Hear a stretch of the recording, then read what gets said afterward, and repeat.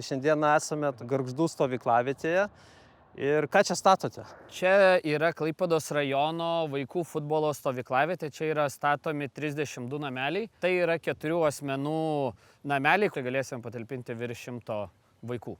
Tai šitie moduliniai namukai, jie neskirti pastoviam gyvenimui. Taip, tai yra 20 kvadratų nameliai skirti vasaros poilsiui stovyklavietėm, vaikam atvykus treniruotis, futbolo stovyklas, gal ne tik futbolo, tai apgyvendinimui, vaikų apgyvenimui, naudojami tik vasarai. O kada nusprendžiate, ar bus medinis karkasinis skydinis pastatas, ar kada bus modulinis pastatas? Kadangi tai buvo sunkus privažiavimas, norėjome išlaikyti kuo daugiau medžių, tai buvo pasirinkta skydinė, bet buvo kuo daugiau padaryta gamykloje, kad užtruktumėm kuo mažiau laiko aikštelėje. Tai kai tokie nedideli namukai, kiek laiko maždaug užtrunka pati gamyba? Jūsų gamyboje, kai juos jau surenkate? Vieno namelio gamyba pilnai truko apie 4 dienas ir montavimas vieno namelio trunka 1,5 dienos.